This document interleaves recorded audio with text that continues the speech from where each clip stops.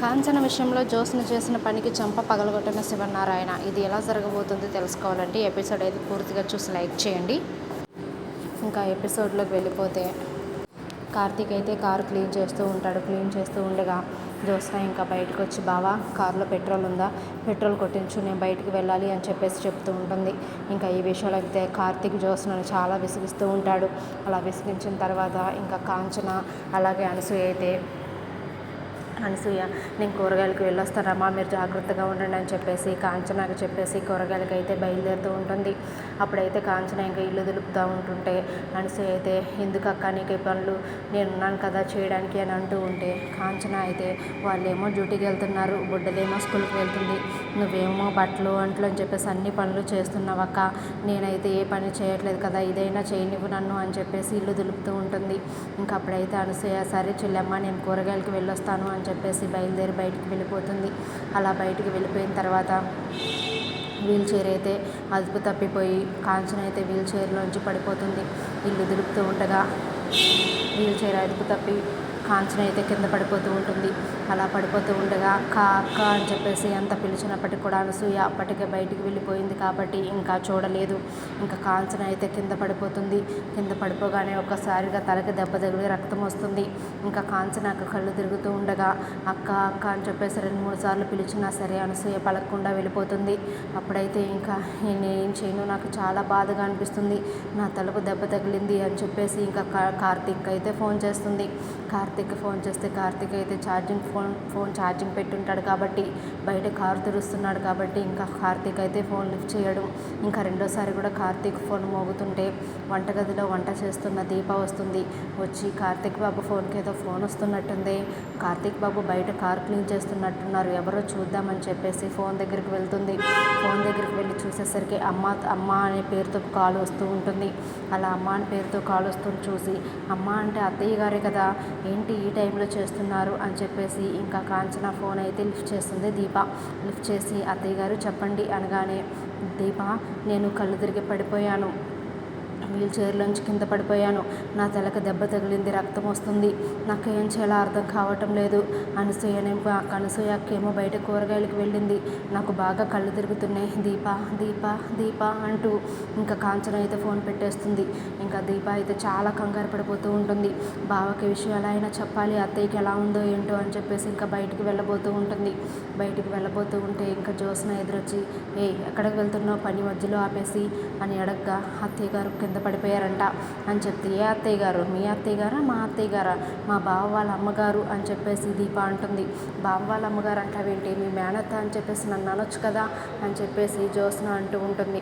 అప్పుడైతే ఇంకా దీప అవన్నీ తర్వాత చూసుకుందాము, ఇప్పుడైతే నేను బావకు చెప్పాలి ఈ విషయం, అత్తయ్య చాలా బాధపడుతుంది, ఎలా ఉందో ఏంటో అత్తయ్యకి అని చెప్పేసి దీప కంగారు పడుతూ ఉంటుంది. నువ్వెక్కడికి వెళ్ళడానికి వెళ్ళలేదు, నువ్వు ఈ వంక పెట్టుకుని బయటికి వెళ్ళి తిరుగుదామని చూస్తున్నావేమో, నువ్వు బయటికి వెళ్ళడానికి వీల్లేదు అని చెప్పేసి జ్యోత్స్న ఆపేస్తుంది. ఇలా ఆపుతూ ఉండగా అక్కడికైతే ఇంకా పారిజాతం వస్తుంది. పారిజాతం వస్తే, ఏంటి గొడవ, ఏమైంది మీకు అని అడిగినప్పుడు, గ్రాని దీపను బయటికి రాకుండా చూసుకోవాల్సిన బాధ్యత నీదే, ఎందుకంటే దీప బయటికి వెళ్ళిపోదామని చూస్తుంది, పని మధ్యలో ఆపేసి కాంచన పడిపోయింది అలా వంకలు చెప్తుంది, నువ్వు మాత్రం ఏమీ నమ్మొద్దు అని చెప్పేసి పారిజాతానికి చెప్తుంది. సరే నేను చూసుకుంటానులే, నువ్వు వెళ్ళు అని చెప్పేసి ఇంకా పారిజాతం అంటూ ఉంటుంది. అంతలో ఇంకా దశరథ మెట్ల మీద నుండి దిగుతూ ఉండగా, వదలండి నన్ను, నా అత్తయ్య పడిపోయింది, కాంచన అత్తయ్య ఇంట్లో పడిపోయారు వీల్ చైర్లోంచి అనే మాట దశరథ అయితే వింటాడు. విని, ఏంటి కాంచన పడిపోతే కూడా వీళ్ళు వెళ్ళనివ్వడం లేదు దీపని, ఏం జరుగుతుంది అని చెప్పేసి అనుకుంటూ బయటికి వెళ్ళిపోతాడు. ఈలోపైతే ఇంకా జ్యోత్స్న, నువ్వు వెళ్ళడానికి వీల్లేదు గ్రాని, నువ్వు చూసుకో అని చెప్పేసి అంటూ ఉంటుంది. అలా చెప్పేసి ఇంకా జ్యోత్స్న అయితే బయటికి వెళ్ళిపోతుంది. జ్యోత్స్న బయటికి వెళ్ళి, బావా కార్తీక్ నేను అర్జెంటుగా రెస్టారెంట్కి వెళ్ళాలి అనగానే ఇంకా కార్తీక్ అయితే, ఉండి జ్యోత్స్న లోపల ఫోన్ ఛార్జింగ్ పెట్టొచ్చాను, ఆ ఫోన్ తీసుకుని వస్తాను అని చెప్పినా సరే జ్యోత్స్న వినకుండా, లేదు బావా నేను అర్జెంటుగా వెళ్ళాలి, రెస్టారెంట్లో చిన్న ఇష్యూ అయింది. అర్జెంటుగా నువ్వు కార్తీ అని చెప్పేసి ఫోర్స్ చేస్తుంటే, సరే ఏం అర్జెంట్ వచ్చిందో ఏంటో మేడం గారికి అని చెప్పేసి ఇంకా కార్తీక్ అయితే కార్ తీస్తాడు. అలా కారు సౌండ్ విని దీప అయితే పరిగెత్తుకుంటూ బావా అని చెప్పేసి బయటకు వస్తున్నా సరే దీప వాయిస్ ఎక్కడ కార్తీక్ వినబడుతుందో అని చెప్పేసి కారులో పాటల సౌండ్ చాలా బాగా ఎక్కువగా పెడుతుంది జ్యోత్స్న. ఇంకా అలా జరుగుతూ ఉండగా ఇదంతా గమనించిన దశరథ అయితే ఇంకా దీపక సైగ చేస్తాడు, నేను వెళ్తాను నువ్వు ప్రశాంతంగా ఉండు అని. అలా చెప్పడంతో ఇంకా దీప కంగారు పడ్డం ఆపుతుంది. నాన్న అయితే వెళ్ళారు, అత్తయ్యకి అక్కడ ఎలా ఉందో ఏంటో అనుకుంటూ ఇంకా దీప అయితే వెళ్ళిపోతుంది. దీప వెళ్ళిపోయిన తర్వాత ఇంకా జ్యోత్స్నకైతే ఫోన్ చేస్తుంది దీప. ఈ టైంలో ఎందుకు దీప చేస్తుంది అని చెప్పేసి అప్పుడైనా నాతో మాట్లాడతాడేమో అని చెప్పేసి దీప జ్యోత్స్నకు ఫోన్ చేస్తే ఇంకా జ్యోత్స్న అయితే దీప ఫోన్ కట్ చేసి, ఎంత తెలివిగలదానివే నువ్వు నాకు ఫోన్ చేస్తున్నావంటే నీ తెలివి ఎలాంటిదో నాకు అర్థమైపోతుంది అని చెప్పేసి జ్యోత్స్న అనుకుంటూ ఉంటుంది. అప్పుడైతే కార్తీక్, ఏంటి జ్యోత్స్న ఫోన్ లిఫ్ట్ చేయి ఎవరో ఫోన్ చేస్తున్నారు కదా అంటే, అది ఆఫీస్ నుంచిలే బావా అని చెప్పేసి ఇంకా జ్యోత్స్న అయితే అబద్ధం చెప్తుంది. ఇంకా కార్తీక్ అలా ఇంట్లో ఫోన్ వదిలేసి వెళ్ళిపోతూ ఉంటాడు. ఇంకా దశరథ కారులో బయలుదేరి కాంచన దగ్గరికి అయితే వెళ్తాడు. కాంచన దగ్గరికి వెళ్తూ ఉండగా, ఏంటి కాంచన పడిపోవడం ఏంటి, పడిపోతే కార్తీక్ ఫోన్ చేయాలి కదా, కార్తీక్ ఫోన్ చేయకుండా ఎందుకు దీపక్ ఎలా తెలిసింది కాంచన పడిపోయిందని, అయినా కాంచనను చూసుకోవడానికి అనసూయ గారు ఉన్నారు కదా అని చెప్పేసి చాలా డౌట్లతో అనుకుంటూ వెళ్తాడు. వెళ్ళేసరికి అక్కడ కాంచన అయితే కుర్చీలోంటి కింద పడిపోయి రక్తపు మడుగులో ఉంటుంది. అలా చూసిన కాంచనని దశరథ ఒక్కసారిగా షాక్ అయిపోయి, చెల్లెమ్మ అంటూ వెళ్ళి కాంచనని తీసుకుని హాస్పిటల్లోకి అయితే తీసుకువెళ్తాడు.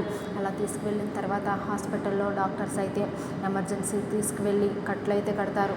స్పృహ వచ్చింది, మీరు వెళ్ళి చూడొచ్చు అని చెప్పేసి 1 అవర్ తర్వాత చెప్పిన తర్వాత దశరథ అయితే వెళ్తాడు. వెళ్ళి ఇంకా కాంచనాన్ని పలకరిస్తాడు. అమ్మ కాంచన అనగానే, అన్నయ్య నేను ఇలా కళ్ళు తిరిగి పడిపోయాను అన్నయ్య, కార్తీక్కి ఫోన్ చేశాను అన్నయ్య, కార్తీక్ లిఫ్ట్ చేయలేదు.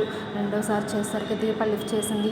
దీపతో మాట్లాడుతూ ఉండగానే నేను కళ్ళు తిరిగి పడిపోయాను అన్నయ్య, అసలు ఏం జరిగింది అన్నయ్య అని చెప్పగానే, అమ్మ ఇదిగో ఇలా జ్యోత్స్నను పారిజాతం ఆపుతున్నారు దీపని. అలా ఆపడంతో ఇంకా నేనే బయలుదేరి వచ్చాను, నేనే నిన్ను హాస్పిటల్లో జాయిన్ చేశాను అని చెప్పగానే కాంచన అయితే, చాలా థ్యాంక్స్ అన్నయ్య, నువ్వు టైంకి రాకపోతే నేనేమైపోయి ఉండేదాన్నో అనగా, అప్పుడైతే ఇంకా అనసూయ ఎక్కడికి వెళ్ళిందమ్మా అని అడిగినప్పుడు అనసూయ యొక్క కూరగాయలకి వెళ్ళింది అన్నయ్య, నన్ను దులపొద్దని చెప్పింది ఇల్లు, అయినప్పటికీ నేనే ఏమీ చేయకుండా ఉండలేక అలా వండపట్టలేక నేను ఇల్లు దులిపాను అన్నయ్య, అందుకే ఇలా జరిగింది అని చెప్పేసి దశరథ్తో అంటూ ఉంటుంది.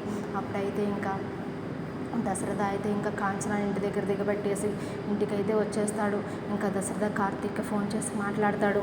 కార్తీక్, ఏంట్రా అమ్మని అలా వదిలేశారు, అమ్మని నేను ఇప్పుడే హాస్పిటల్ నుండి ఇంటికి తీసుకొచ్చాను అని చెప్పగానే కార్తీక్ అయితే షాక్ అయిపోయి, అమ్మని వదిలేయడం ఏంటి మావయ్య, అమ్మ ఇంట్లో ఉంది కదా, అమ్మ అనసూయ గారు ఉన్నారు కదా, అమ్మని చూసుకోవడానికి అనసూయ గారు ఉన్నారు కదా అంటే, లేదురా కార్తీక్ ఇలా జరిగింది, అనసూయ గారు కూరగాయలకు వెళ్ళినప్పుడు అమ్మ కళ్ళు తిరిగి పడిపోయిందంట, నీకు ఫోన్ చేసినప్పుడు నువ్వు కూడా లిఫ్ట్ చేయలేదంట, అందుకని చెప్పేసి ఇంకా నేను బయలుదేరి వచ్చాను, అమ్మని ఇప్పుడే డిశ్చార్జ్ చేయించాను, ఇంటి దగ్గర ఉన్నాను అని చెప్పగానే ఇంకా కార్తీక్ దీప అయితే హడావిడిగా వెళ్ళిపోతారు. వెళ్ళిపోయినప్పుడు ఇంకా కార్తీక్ అయితే, చూసావా దీప ఎంత పని చేసిందో జ్యోత్స్న, నువ్వు జాలి తలుస్తున్నావు, అలాంటి దాన్ని జాలి తలవకూడదు, చూసావా ప్రాణాలకి ప్రమాదం తెప్పించే ఇలాంటి మనిషి ఆ మనిషిని క్షమించకూడదు, మా అమ్మ జోలికే వచ్చిందంటే మా అమ్మకు అలా అయిందని తెలిసి కూడా నిన్ను ఆపింది అంటే ఎంత క్రూరమైన మనస్తత్వం జ్యోత్స్నది, ఇంకా జ్యోత్స్నని క్షమించేదే లేదు అంటే ఇంకా దీప అయితే, పోనీలే బావా నేను చాలా ట్రై చేశాను, పారిజాతం గారు అలాగే జ్యోత్స్న కలిసి నన్ను ఆపేశారు అని చెప్పేసి ఇంకా దీప అంటూ ఉంటుంది. సరే మావయ్య నేను చూసుకుంటాను, అమ్మని నువ్వు జాగ్రత్తగా వెళ్ళు అని చెప్పేసి ఇంకా అంటూ ఉంటాడు. అప్పుడైతే ఇంకా దశరథ ఇంకా సైలెంట్గా ఇంటికి వస్తాడు కానీ ఎవరికి ఏమీ చెప్పకుండా ఉంటాడు. ఇంకా దీప తెల్లవారుజామున ఇంకా దీప కార్తీక్ అయితే మళ్ళీ డ్యూటీకి వస్తారు. డ్యూటీకి వచ్చి అందరూ టిఫిన్ చేస్తూ ఉండగా, చాలా థ్యాంక్స్ అండి సార్, మీరు మా అత్తయ్య గారికి చాలా మేలు చేశారు, మీరు టైంకి వెళ్ళకపోయి ఉంటే మా అత్తయ్య గారు బ్రతికేవారు కాదు అని చెప్పేసి ఇంకా దీప అంటూ ఉంటుంది. ఏంటమ్మా ఏం మాట్లాడుతున్నావు, ఎవరికి ఏమైంది అని చెప్పేసి శివనారాయణ అడుగుతూ ఉంటే ఇంకా కార్తీక్ అయితే, నేను చెప్తాను సార్, ఎందుకంటే నిన్న మా అమ్మ ఖర్చులోంటి పడిపోయింది, అలా పడిపోయిందని నాకు కాల్ చేసినప్పుడు దీప ఎత్తి నేను ఇంటికి వెళ్తాను అని చెప్పేసి అంటే వీళ్ళు వెళ్ళనివ్వకుండా ఆపేశారు, జ్యోత్స్న పారిజాతం కలిసి మా అమ్మకు అలా అయ్యేలాగా చేశారు, అదే టైంకి వెళ్ళుంటే అమ్మకు అంత గాయం అయి ఉండేది కాదు. చివరికి మావయ్య వెళ్ళి కాపాడాడు అని చెప్పేసరికి ఒక్కసారిగా శివనారాయణ అయితే షాక్ అయిపోతాడు. ఏంటి జ్యోత్స్న, నువ్వు ఇంకా మారవా అని చెప్పేసి జ్యోత్స్నని తిడుతూ ఉంటాడు. ఇంకా అప్పుడైతే జ్యోత్స్న, లేదు తాతయ్య, నేను దీప చెప్పింది అబద్ధం అని అనుకున్నాను.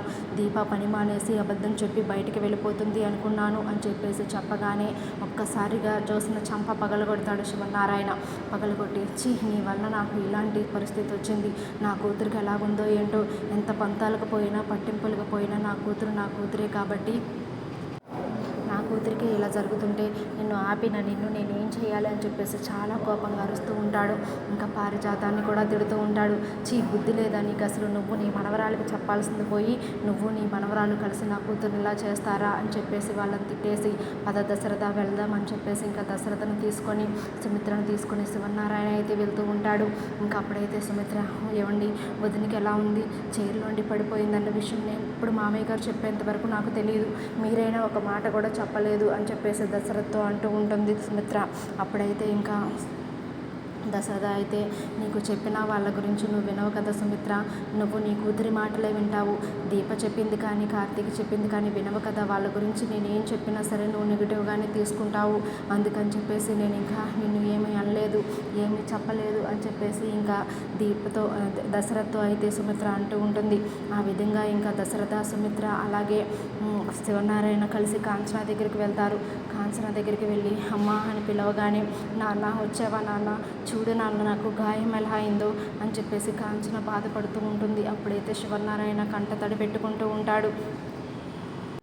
అలా కంట తడి పెట్టుకున్న శివనారాయణ చూసి కాంచన, సుమిత్ర కూడా చాలా బాధపడుతూ ఉంటారు. ఈ విధంగా అయితే జ్యోత్స్న నుండి కాపాడతారు. దశరథ అయితే సుమిత్ర అలాగే చాలా బాధపడిపోతూ ఉంటారనమాట.